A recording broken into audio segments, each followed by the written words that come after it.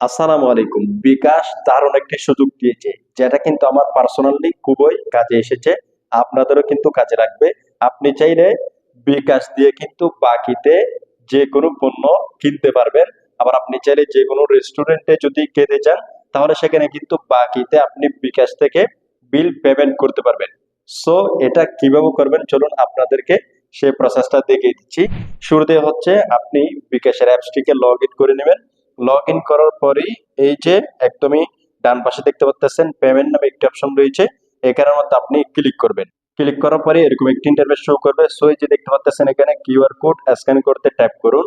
আপনি যদি এইখানে ক্লিক করেন, তাহলে তাদের যে একটা কিউআর কোড স্ক্যান রয়েছে, আপনি যেখানের মধ্যে কেনাকাটা করতে গিয়েছেন, সেটা শপিং মল হতে পারে, সেটা যে কোনো রেস্টুরেন্ট হতে পারে। ধরুন আপনার কাছে টাকা নাই, আপনি কিন্তু বিকাশ থেকে বাকিতে তাদেরকে টাকাটা পে করে দিতে পারবেন। আপনি বিকাশকে পরবর্তীতে এটা আবারও কিন্তু পরিশোধ করে দিতে পারবেন।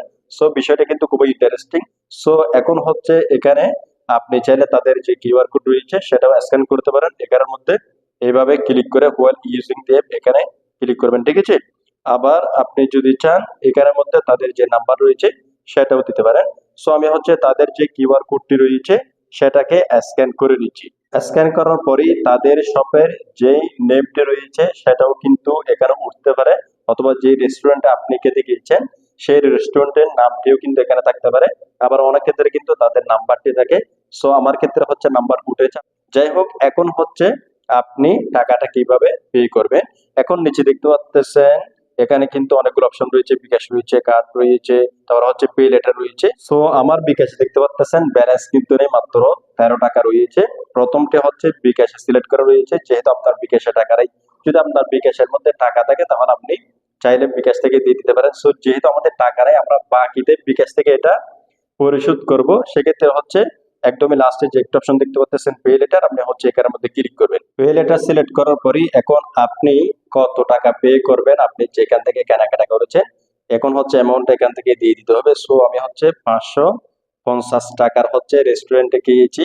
সো আমি হচ্ছে সেই অ্যামাউন্টটা দিয়ে দিয়েছি। এখন হচ্ছে এগেইন নামে একটা অপশন পেয়ে যাবে, এখানের মধ্যে ক্লিক করতে হবে।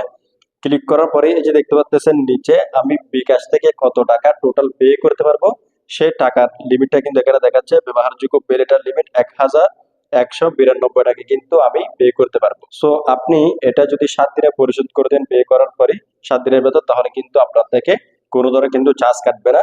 আপনি চাইলে 10 দিন, 15 দিন, 1 মাস অথবা 2 মাস, 3 মাস এর ভিতরে কিন্তু এটা পরিশোধ করতে পারবেন। তবে কিছুটা পার্সেন্টেজ এখানে কিন্তু অ্যাড হবে।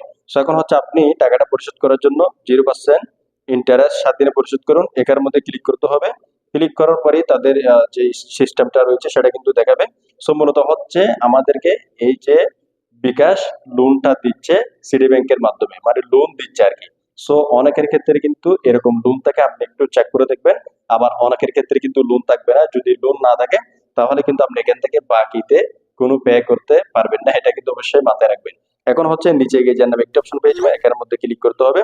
ক্লিক করার পরে এখন হচ্ছে বিকাশের যে পিন নাম্বারটি রয়েছে সেটা কিন্তু দিয়ে দিতে হবে। দিয়ে দেওয়ার পরে এই যে পিন কনফার্ম করুন, এখানের মধ্যে ক্লিক করতে হবে। ক্লিক করার পরে দেখতে পাচ্ছেন এখানে সবকিছু দেখাচ্ছে। এখন হচ্ছে এই পেমেন্টটা পে করতে নিচে দেখেই একটু ট্যাপ করে আপনি ধরে রাখবেন। ধরে রাখার পরে হচ্ছে টাকাটা সব অথবা হচ্ছে রেস্টুরেন্টের মধ্যে কিন্তু চলে গেছে অলরেডি, দেখতে পাচ্ছেন। সো এখন যদি আপনি টাকাটা আবার পরিশোধ করতে চান তাহলে কিভাবে করবেন, মানে বিকাশকে কিভাবে দিবেন। সো এটা কিন্তু একদমই খুবই সিম্পল। আপনি এটার জন্য আবারও বিকাশের হোম পেজের মধ্যে চলে আসবেন, ঠিক আছে। সো ধরেন আপনার 1 দিন পরে বা 2 দিন পরে, 3 দিন পরে অথবা 1 সপ্তাহের মধ্যে টাকাটা হাতে চলে এসেছে, এখন আপনি এটা পরিশোধ করে দিবেন বিকাশকে। এখন হচ্ছে এখান থেকে লোন নামে একটি অপশন দেখতে পাচ্ছেন, এই যে লোন, এই লোনের মধ্যে আপনাকে ক্লিক করতে হবে। লোনের মধ্যে ক্লিক করার পরে এই যে দেখতে পাচ্ছেন আপনি যে লোনটা নিয়েছেন বা এখান থেকে টাকাটা পে লেটার মাধ্যমে আপনি পে করেছেন সেটা কিন্তু এখানে চলে আসবে। আসার পরে আপনি এখানে কয়টা লোন নিয়েছেন এটা হচ্ছে লোন আকারে দেখাবে এখানে। এই যে লোনের বিবরণী, এখানে যদি আপনি ক্লিক করেন তাহলে এই যে দেখতে পাচ্ছেন আমি কিন্তু এখানে আগে বেশ কিছু লোন নিয়েছিলাম বা এই যেটা পরিশোধ করেছি এটাও কিন্তু এখানের মধ্যে থাকবে। সো ধরুন আমি হচ্ছে এখান থেকে এটা পে করব, এখানের মধ্যে ক্লিক করবো যে লোন পরিশোধ করুন, এই অপশন আপনাকে ক্লিক করতে হবে। ক্লিক করার পরে এখন হচ্ছে আপনি চাইলে সম্পূর্ণ পরিশোধ করতে পারেন, মানে মেয়াদের আগে। আবার চাইলে আপনি আংশিকও কিন্তু পরিশোধ করতে পারেন। সো আমরা সম্পূর্ণ পরিশোধ করবো, এটা আপনাদেরকে দেখাচ্ছি। এই জন্য হচ্ছে সম্পূর্ণ পরিশোধ করুন, এখানে ক্লিক করতে হবে। এখন হচ্ছে যে অ্যামাউন্টটা এটা কিন্তু অটোমেটিক্যালি সিলেক্ট হয়ে যাবে। এখন নিচে থেকে পরিশোধ করুন এগিয়ে যান, এখানে ক্লিক করতে হবে। এখন আপনার বিকাশের পিন নাম্বারটি এখানের মধ্যে আবারও আপনি দিয়ে দিবেন।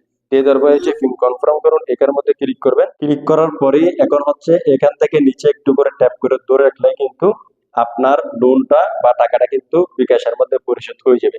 সো এ হচ্ছে মূলত বিষয়। দেখা হচ্ছে পরবর্তী নতুন কোনো ভিডিওতে।